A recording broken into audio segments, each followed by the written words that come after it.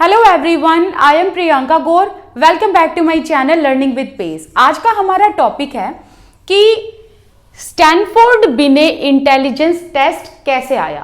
ठीक है, तो थोड़ी सी इसकी हिस्ट्री जानेंगे जिसमें हम कुछ फैक्ट की बात करेंगे, वो इंपॉर्टेंट फैक्ट जहां से डायरेक्ट क्वेश्चन आते हैं। फिर हम बात करेंगे यहां पर इंटेलिजेंस क्वोशेंट के बारे में, फिर हम यहां पर इनकी बात करेंगे। ठीक है, तो यहां से हम तीन एरियाज को कवर करेंगे, पहले फैक्ट, फिर कैलकुलेशन एंड देन इसके बारे में। ठीक है, जो एक टेबल दी गई है। देखो, स्टैनफोर्ड बिने इंटेलिजेंस टेस्ट कैसे आया था, उसके लिए हमें छोटी सी हिस्ट्री जाननी पड़ेगी। तो सबसे पहले इंटेलिजेंस टेस्ट किसने दिया था, अगर ये क्वेश्चन आ जाए सबसे पहले इंटेलिजेंस टेस्ट किसने दिया था, तो आपका आंसर होना चाहिए एल्फ्रेड बिने। एल्फ्रेड बिने एंड इनके एक कोलैबोरेटर थे जिनका नाम था थियोडोर साइमन। इन दोनों ने मिलकर एक स्केल तैयार किया। ठीक है, एक स्केल तैयार किया जिसका नाम है बिने साइमन स्केल।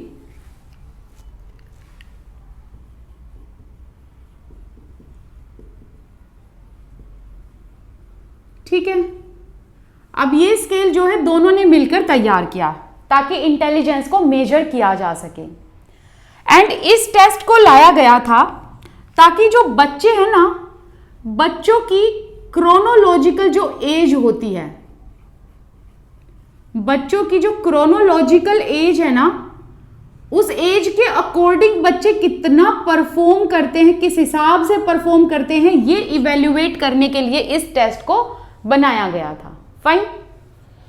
एंड ये दोनों जो है एल्फ्रेड बिने एंड थियोडोर साइमन, ये दोनों फ्रांस से बिलोंग करते हैं। तो ये क्या है, फ्रेंच साइकोलॉजिस्ट हैं दोनों के दोनों।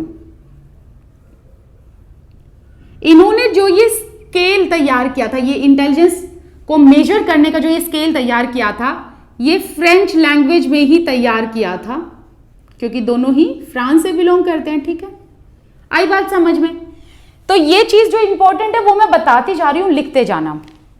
फिर इसके बाद दूसरा एक क्वेश्चन इतना इंपॉर्टेंट है कि उस पर 3 बार स्टार लगा लेना, रीजन बीइंग कि ये बहुत बार क्वेश्चन पूछा गया है। तो क्वेश्चन ये पूछा गया है कि बिने साइमन स्केल, ये जो टेस्ट है इंटेलिजेंस का जो एल्फ्रेड बिने ने दिया था, इसको पहले अमेंडमेंट कब किया गया था, मतलब पहले इसका रिवीजन कब किया गया था, तो वो है 1908। ठीक है, 1908 में इसका फर्स्ट अमेंडमेंट किया गया था।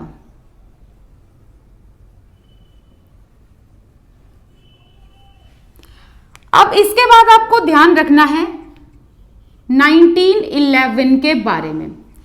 अब जैसा कि मैंने बताया कि ये जो टेस्ट तैयार किया गया था इंटेलिजेंस को मेजर करने के लिए, ये फ्रेंच लैंग्वेज में था।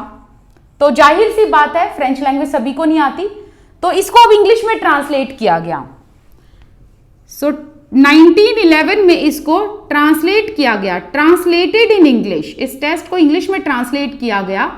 किसने किया था, गोडार्ड ने किया था। एंड कहां से बिलोंग करते थे ये, अमेरिका से। अब बात करते हैं 1912 के बारे में। 1912 में आप पढ़ोगे विलियम स्टर्न के बारे में। अब इनके आगे एक लाइन लिखो कि विलियम स्टर्न ऐसे थे, सबसे पहले वो इंसान जिन्होंने आईक्यू को सजेस्ट किया था, इंटेलिजेंस क्वोशेंट को सजेस्ट किया था। अगर क्वेश्चन ये आ जाए कि भाई टर्मन से पहले किसने आईक्यू को सजेस्ट किया था, तो वो है विलियम स्टर्न। तो इनके आगे आप लिखो विलियम स्टर्न सजेस्टेड आईक्यू। ठीक है, आईक्यू फॉर्मूला। फिर इस टेस्ट को, जो ये टेस्ट है ना, इसको आगे जैसे जैसे रिवाइज करा गया, इसको 1916 में आके प्रॉपर तरीके से इंप्रूवाइज किया गया टर्मन के थ्रू। तो टर्मन ने इस टेस्ट को रिवाइज किया स्टैनफोर्ड यूनिवर्सिटी में। एंड स्टैनफोर्ड यूनिवर्सिटी में इस टेस्ट को रिवाइज किया गया, इसीलिए इस टेस्ट का नाम है स्टैनफोर्ड बिने इंटेलिजेंस टेस्ट। आई बात समझ में। आ गया पूरा का पूरा, मतलब एक जो होता है ना कि क्रोनोलॉजी समझनी होती है, बहुत बच्चों को इसमें कंफ्यूजन होती है। ये फैक्ट आपको यूं के यूं याद रखने हैं। अब एक और जो मोस्ट इंपॉर्टेंट फैक्ट है वो ये है, याद रखना कि यहां पर इस टाइम पीरियड की अगर हम बात करें, अगर क्वेश्चन ये आ जाए, चलो क्वेश्चन ही बता देती हूं। क्वेश्चन कई बार ये आता है कि आईक्यू का जो फॉर्मूला है वो किसने दिया, आईक्यू का फॉर्मूला टर्मन ने दिया। तो ठीक है, इन्होंने दिया भाई ये वाला फॉर्मूला जिसके बारे में अभी हम बात करेंगे, intelligence quotient is equal to M A upon C A. M A मतलब मेंटल एज, सी ए मतलब क्रोनोलॉजिकल एज। इसको छोड़ते हैं, अभी बात करेंगे इसके बारे में। अब आपको इसमें क्या याद रखना है, आपको इसमें याद रखना है कि अगर क्वेश्चन ये आ जाए कि आईक्यू किसने दिया, सबसे पहले मतलब इंटेलिजेंस क्वोशिएंट की बात किसने कही, आपका आंसर होना चाहिए टर्मन। लेकिन अगर ये क्वेश्चन आ जाए कि टर्मन से पहले किसने इसके आइडिया को सजेस्ट किया, तो आप बोलोगे विलियम स्टर्न। और अगर ये आ जाए कि ये फॉर्मूला किसने दिया, तो आप आंसर में लिखोगे टर्मन। आई बात समझ में।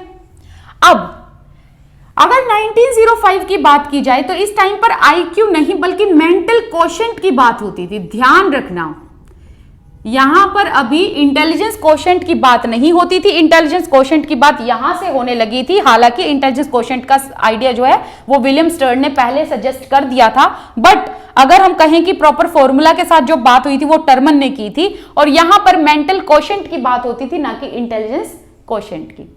आपको ये फैक्ट जो है बिल्कुल मतलब घोट के इसको पी लेना भाई। क्यों? क्योंकि यहां से क्वेश्चन आते ही आते हैं, एंड ये वाला तो मोस्ट रिपीटेड क्वेश्चन है। ठीक है, अब देखो कई बार क्वेश्चन ऐसा आ जाता है आईक्यू क्या है, नीचे 3-4 फॉर्मूले लिखे होंगे, उसमें से ये फॉर्मूला ठीक है, सीधा डायरेक्ट ऐसा क्वेश्चन आया हुआ है सीटेट में, ये इसको आप ध्यान रखेंगे। ओके, अब बात करते हैं वहां पर कि यहां से किस तरीके से सॉल्व करना होता है और MANCA होता क्या। मैं इसको एक बार इरेज कर देती हूं, ठीक है, तो आई होप आपने ये लिख लिया होगा।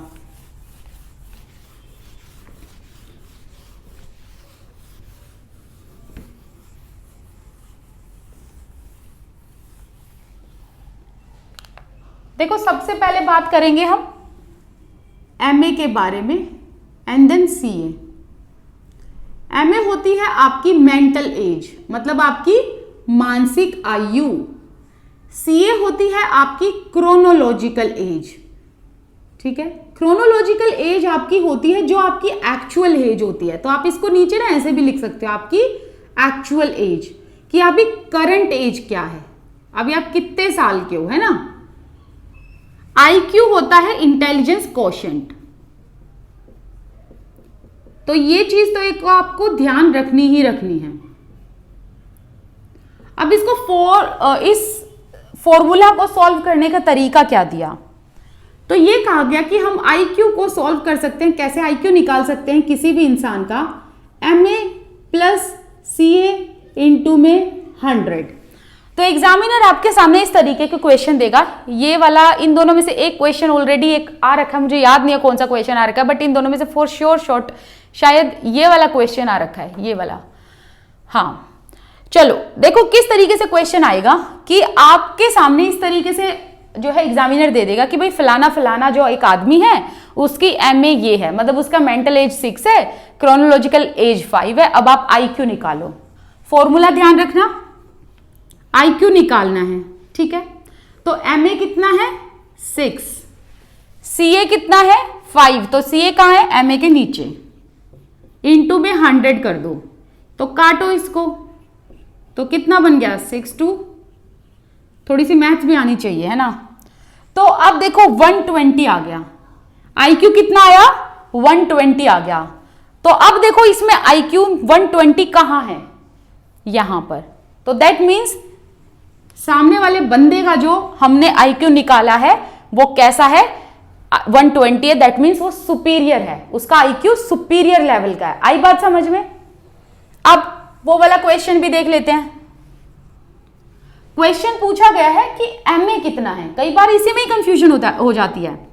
तो देखो जब IQ है, MA पूछा गया है, एंड यहां मैं लिख देती हूं IQ कितना दिया गया है 75, एंड CA कितना दिया गया है 16 इंटू में 100। अब देखो आपको निकालना है MA, क्या निकालना है? Mental as. देखो मेंटल एज, ऐसे क्वेश्चन भी आते हैं, ठीक है, क्योंकि देखो एग्जामिनर को पता है, यहां आप डायरेक्ट फॉर्मूला फिट कर दोगे, एग्जामिनर को पता है ये बहुत इजी है आईक्यू निकालना, लेकिन एमए में थोड़े से बच्चे कंफ्यूज हो जाते हैं कि एमए कैसे निकाला जाएगा, है ना। तो अब देखो एमए को इस साइड ले आओ, मेंटल एज को, अब देखो ये 75 इस साइड जाएगा तो इनटू में ये 16 ऊपर चला जाएगा एंड 100 नीचे आ जाएगा। तो दैट मीन्स आप ना डायरेक्ट अपनी बुक में लिख सकते हो कि एमए का फॉर्मूला क्या बनता है। एमए का फॉर्मूला अगर आप देखोगे तो आईक्यू इनटू में हमने क्या लिया, सीए अपॉन में 100, है ना। तो जब इस साइड वाला ये इस साइड जाएगा तो ये मैथमेटिकल फॉर्मूला होता है, आई होप सभी को पता होगा। तो ये जो 16 है ये ऊपर आ जाएगा, तो ये आप काट पीट के देखोगे तो देख लेना एक बार कितना होगा, ठीक है। इसको जितना काटोगे आप उतना इसका आंसर आ जाएगा। ओके, सो कहने का मतलब है कि भाई इस तरीके से आपसे क्वेश्चन पूछे जाते हैं। मेरे ख्याल से इसका आंसर कितना आ जाएगा देख लेना यार प्लीज, ठीक है। तो इस तरीके से आपको ध्यान रखना है, कुछ 12 वगैरह क्वेश्चन इसका आ सकता है, आंसर इसका आ सकता है। अब देखो इसके बाद अब जो भी यहां पर आएगा उसको आप यहां इस टेबल में देखना, आपको पता चलेगा कि कौन कितने कितने कितना कितना आईक्यू सबका है। अब ये टेबल आपको इसलिए खोल के रखनी है, आपको क्या करना है, आराम से 10 क्वेश्चन सॉल्व करना, 10 क्वेश्चन, ठीक है। अब वो 10 क्वेश्चन को क्या करना, जितना भी आईक्यू आए उन सबको यहां पर आप देखना, ठीक है, यहां देखना, और आपको पता चल जाएगा कि भाई सामने वाले का आईक्यू कितना है। ओके, अब देखो यहां पर मैं आपको यहां से 3 पॉइंट बताती हूं जहां से रेपिटेडली क्वेश्चन पूछे गए हैं। एक तो ये वाला मोस्ट इंपॉर्टेंट है, एक ये वाला मोस्ट इंपॉर्टेंट है, एक ये वाला मोस्ट इंपॉर्टेंट है। ये 3 तो मोस्ट इंपॉर्टेंट है, याद आपको सारे रखने हैं, ठीक है। याद तो देखो आपको पता है सारे रखना है, लेकिन एक कहते हैं कि एक सबसे ज्यादा रेपिटेडली जो क्वेश्चन कहां से आई है, तीनों से। जिसका 140 एंड अबव आईक्यू लेवल होता है वो बंदे होते हैं गिफ्टेड, लेकिन ये सिर्फ 1% ही पाए जाते हैं। 120 से लेके 140 वाले बंदे जो होते हैं वो बिल्कुल सुपीरियर होते हैं, वेरी सुपीरियर। 110 120 का आईक्यू लेवल जिसका होता है वो सुपीरियर होते हैं। सबसे ज्यादा जो क्वांटिटी में लोग पाए जाते हैं वो एवरेज आईक्यू के पाए जाते हैं, 90 से 110 इनका रेशियो होता है। 80 to 90 वाले ये होते हैं बैकवर्ड। बैकवर्ड बच्चे वो हो गए जो बैकवर्ड आईक्यू जिनका जो मंद और जो पिछड़े जिनका मेंटल लेवल है, ठीक है। नेक्स्ट है 70 to 80, ये 5% पाए जाते हैं जो बॉर्डर लाइन पे होते हैं। बॉर्डर लाइन का मतलब क्या है, एक ऐसी बॉर्डर लाइन अगर आप इनको ध्यान दोगे ना, आप इनको ऊपर लेकर जा सकते हो, और अगर आपने इनको ध्यान नहीं दिया नीचे चले जाएंगे।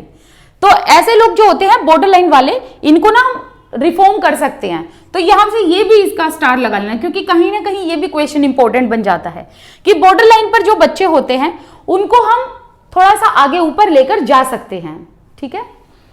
नेक्स्ट है 50 to 70, ये जिनका ये आईक्यू होता है ये मोरॉन्स होते हैं जिनमें अल्प बुद्धि होती है। 25 to 50 वाले इम्बेसाइल्स होते हैं, थोड़े मूर्ख किस्म के होते हैं। एंड फिर बिलो 25 आता है, ये मोस्ट इंपॉर्टेंट क्वेश्चन है, ये होते हैं इडियट्स, ठीक है। और इनके लिए 2 वर्ड यूज किए जाते हैं हिंदी में, एक तो महामूर्ख, बिल्कुल ही मतलब मूर्ख, मूर्ख से भी मूर्ख, ठीक है। एक होता है जड़ बुद्धि, क्या होता है, जड़ बुद्धि, ठीक है। तो ये 2 वर्ड आपको ध्यान रखने हैं। तो आई होप आपको ये पूरा कॉन्सेप्ट क्लियर हो गया होगा। ओके, और इसको सॉल्व करके मुझे आंसर बता देना, ठीक है। चलिए मिलते हैं नेक्स्ट वीडियो में, till then bye bye, thank you so much for watching this video. I hope आपको ये वीडियो पसंद आई होगी। इसके अलावा मेरे साथ इंस्टाग्राम टेलीग्राम पर जुड़ सकते हैं, एंड यहाँ पर हमारा इंटेलिजेंस का जो पूरा का पूरा टॉपिक है with theory, meaning, kind, types, सब हमने कर लिया, और एक भी थियोरी हमने छोड़ी नहीं है। जिसमें कि अगर आप अरिहंत की बुक उठाओगे उसमें एक आपको थियोरी मिलेगी जॉर्ज कैले की जो थियोरी है, उसमें उन्होंने आई थिंक 5 एबिलिटी बताई है, 5 मेंटल एबिलिटी, जॉर्ज कैले, ठीक है। मैं नाम लिख देती हूं, जॉर्ज कैले, इन्होंने ना 5 मेंटल एबिलिटी बताई है। एंड ये 5 मेंटल एबिलिटी थर्स्टन की एबिलिटी से मिलती है, थर्स्टन ने जो थियोरी दी है एंड जो गार्डनर ने थियोरी दी है।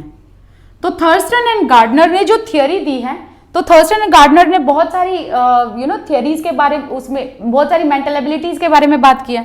तो उन्हीं में से 5 उठाकर जॉर्ज कैले ने बताई हुई है। एंड जॉर्ज कैले ने जो बताई हुई है, जैसे कि न्यूमेरिक बताई हुई है, लॉजिकल बताई हुई है, तो ये सब मैंने ऑलरेडी करा रखा है, तो इसीलिए मैं उसको यहाँ पर नहीं लिखा कि क्योंकि आपने वो ऑलरेडी मैंने बहुत बार पढ़ा दिया, तो आप एक बार उसको नजर मार लेना, क्योंकि जॉर्ज कैले ने जितनी भी मेंटल एबिलिटी 5 बताई है वो सारी मैंने इन दोनों में बता रखी है। तो एक मुझे एक और याद आ रहा है, स्पेशल है, स्पेशल, न्यूमेरिक,